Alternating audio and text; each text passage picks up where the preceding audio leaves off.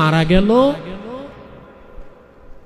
বুঝলেন সাইদি সাহেব, তার মৃত্যুতে তো আমরা দেখতে পাচ্ছি কাফের মুশরিক নাস্তিকরা প্রবল খুশি।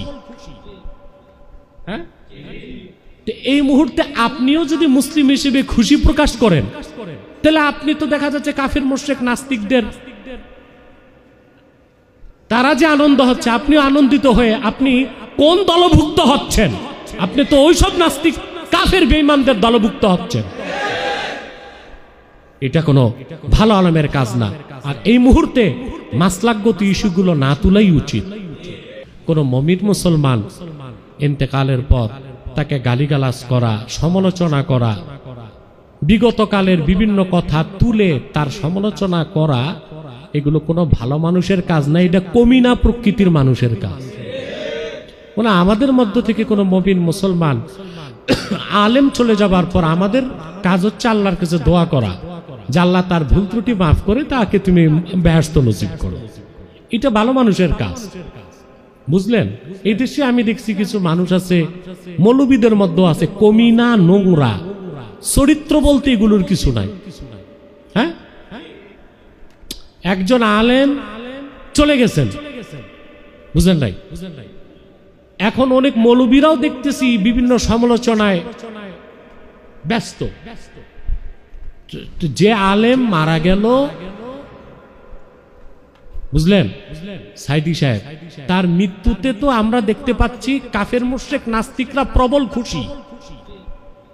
হ্যাঁ, এই মুহূর্তে আপনিও যদি মুসলিম হিসেবে খুশি প্রকাশ করেন, তাহলে আপনি তো দেখা যাচ্ছে কাফের মুশরিক নাস্তিকদের তারা যে আনন্দ হচ্ছে, আপনিও আনন্দিত হয়ে আপনি কোন দলভুক্ত হচ্ছেন? আপনি তো ওইসব নাস্তিক কাফের বেঈমানদের দলভুক্ত হচ্ছেন। এটা কোনো ভালো আলেমের কাজ না।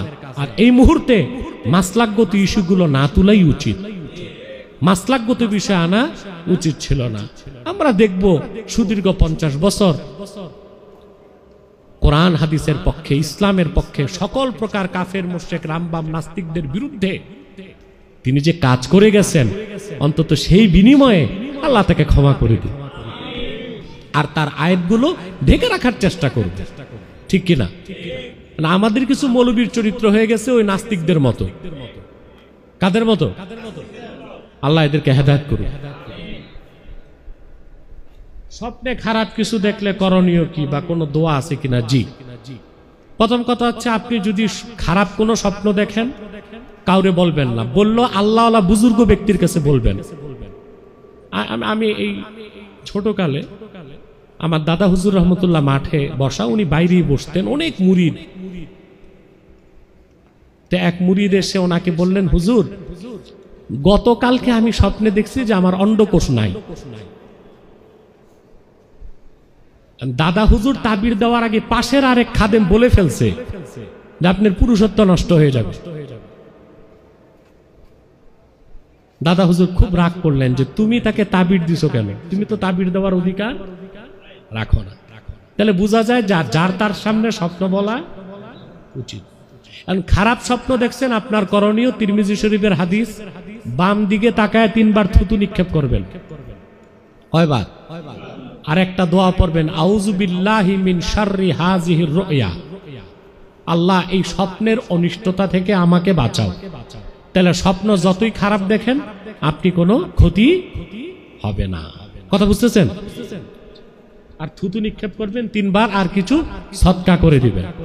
আর ভালো স্বপ্ন যদি দেখেন ওইটা আবার আপনি কোন ভালো মানুষের কাছে বলবেন। কার কাছে বলবেন? ভালো মানুষের কাছে বলবেন। আহলে হাদিসের নাম নিয়ে অনেক মানুষ আজ মানুষকে ধোঁকা দিচ্ছেন। আহলে হাদিস এই শব্দটা খারাপ না, কিন্তু শব্দটা নিয়ে আজ ধোঁকা দিয়ে বোকা বানিয়ে অনেকে এখনো পর্যন্ত জালেমদের পা চাটতেছে। কালকের বক্তব্য ছিল একজনের রফিক নামে, আমি নাম নিয়েছি এই কারণে চেনার জন্য। লোকটা জানাচ্ছে এখন জনগণকে আবু সাইদ নামে এই ছেলেটা শহীদ হয়নি, ও নিজে আত্মহত্যা করেছে। একটা ছেলে মরে গেছে, তার নাম হলো সাইদ। ইসলাম কারোর প্রতি এতটা জুলুম করছে কিনা যে সামনে হলে সবাই অস্ত্রধারী, কেউ তোমার কাছাকাছি নাই, সবাই দৌড়াচ্ছে, গুলির শব্দে খালি দৌড়ায় দৌড়ায়, যে যার মতো দোয়া ইনুস পড়তেছে, মুনাফিকের দল দৌড়ায়, আর তুমি একা এমন ইমানদার যে দৌড়ে গিয়ে বলো যে মার, আরে মারিস না কেন, মার মার মার। এইটা কোন ইমানদারের কাজ? এটা কোরআন হাদিস পড়ে আমরা পাই না। এভাবে তাকে জীবন দিতে হবে, জীবন দিয়ে ইসলামের খুব একটা কোনো উন্নতি সে করতে পারে নাই। বিশ্বনবী হাদিসের ভেতরে তিনি স্পষ্টভাবে জানিয়েছেন, কেউ যদি দেওয়াল চাপা পড়ে মারা যায় সে শহীদের মর্যাদা পায়, পানিতে ডুবে মারা যায় শহীদের মর্যাদা পায়। এ কথা কি নতুন শুনছেন? বলেন। আগুনে পড়ে যদি কেউ মারা যায় সে যদি শহীদের মর্যাদা পায়, অ্যাক্সিডেন্ট করে মরলে যদি শাহাদাতের মর্যাদা পায়, এই পৃথিবীর ময়দানে জালেমদের জুলুমের সামনে মোকাবেলা করতে গিয়ে নিজের জীবনটা যে দিয়ে দিল, তাকে আপনি শহীদ বলতে আপনার অসুবিধা লাগে কোন জায়গায় বলেন তো দেখি?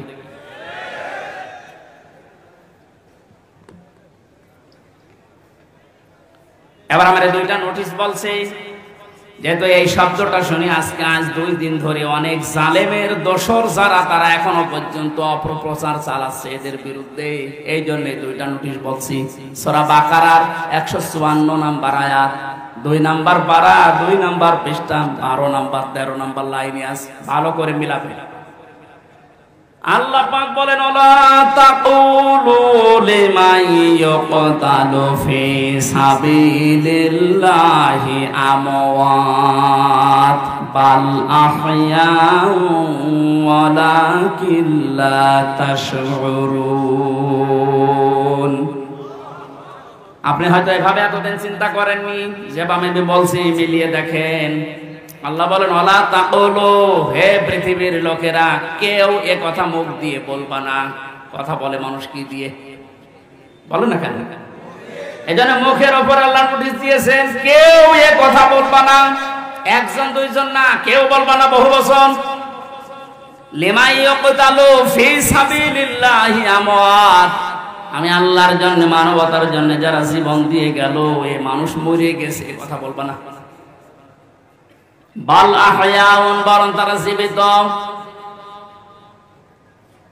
ওয়ালাকিন লা তাশউরুন, কিন্তু তোমরা টের পাও না।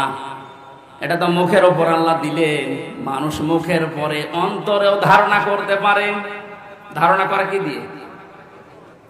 অন্তর দিয়ে মানুষ যেন ধারণাও না করে যে তারা শহীদ হয়নি, তারা এমনি মারা গেছে, কথা যেন ধারণাও না করে।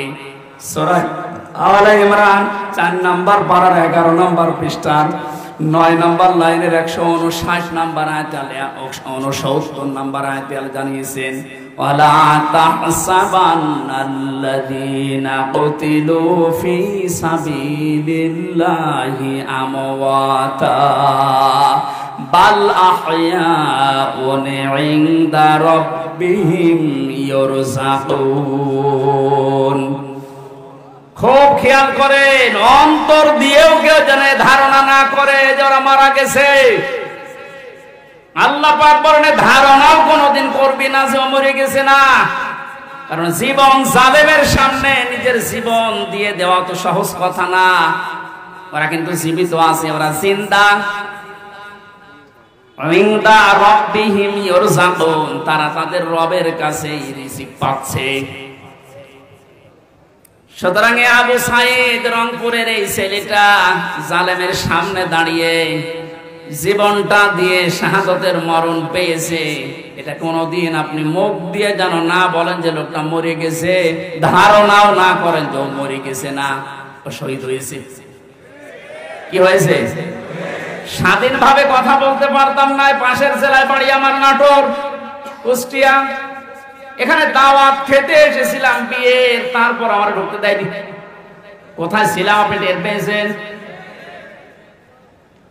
স্বাধীনতা পরাধীনতা কি আমরা 17 বছর টের পেয়েছি। স্বাধীনভাবে চলাফেরা করার, বাক স্বাধীনতা ফিরিয়ে দেওয়ার জন্য যে মানুষগুলো জীবন দিয়েছে, মাস্ট বি 100 ভাগ আমি বিশ্বাস করি ওরা সব শাহাদাতের মর্যাদা পেয়েছে। এমনকি জালেমের জুলুমের শিকার হয়ে আয়না ঘরেও বহু মানুষ জীবন দিয়েছে। জেলখানার ভেতরে জীবন দিয়েছে। কুষ্টিয়া বিশ্ববিদ্যালয়ে প্রথম যখন ফার্স্ট ইয়ারে 10 সালে ভর্তি হয়, ওই সময় কুষ্টিয়ার মডেল থানার ওসি আসাদুজ্জামান আমাকে বলেছিল, হুজুর আমারে পড়ান। কি কোরআন তো আপনি ভালোই পড়তে পারছেন না? ওনার প্রথম বললাম সূরা ফাতিহা পড়ে শোনান তো, একেবারে গ্রামার যা আছে সব ওনার প্রায় আয়ত্ত আছে। সুন্দর করে তেলাওয়াত করে আমারে শুনিয়েছে। বললাম আপনারে পড়াবো কি? পড়াতে হচ্ছে। উনি আমারে বলছে, না আপনি যেভাবে আরবি পড়লে অর্থ বোঝেন, আমারে ওই কায়দা করে দিন। ওই কায়দা করতে কি 2 দিনে হবে? যতদিন লাগে আমি ওইটা পড়তে চাই। আমি যেমন ইংরেজি পড়লেই বুঝি যে কি বললাম, আরবি পড়লেই যেন আমি বুঝতে পারি যে আমি কি বললাম, ওটা যেন আর অর্থ করা না লাগে। 1 বছর উনি ওখানে ছিল, পুরাটা বছর ওনার পেছনে শ্রম দিয়ে অন্তত কিছু না হলো কিছু আমি উপরে তুলেছিলাম।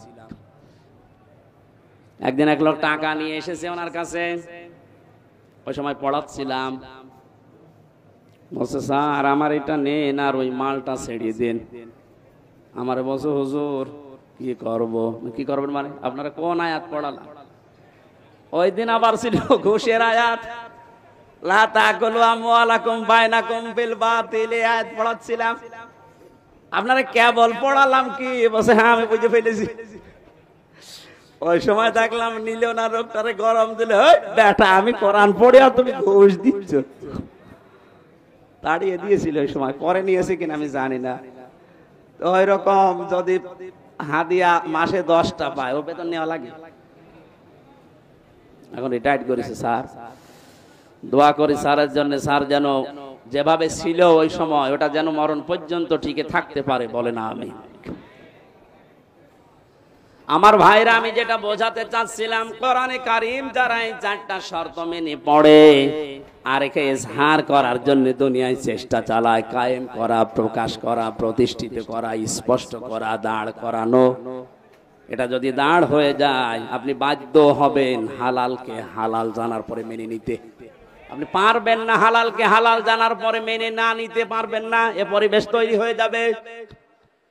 কারণ জনগণের ভেতরে যখন কোরআনে কারীম প্রতিষ্ঠিত থাকবে, আপনি বাদশাহ, আপনি মন্ত্রী, আপনি মেয়র, যত বড় দায়িত্বে থাকেন না কেন, যারা আপনার আন্ডারে থাকবে ওদের বুকে এমন সাহস তৈরি হবে, সামনে থেকে প্রতিবাদ করবে, আপনি দাঁড়ান।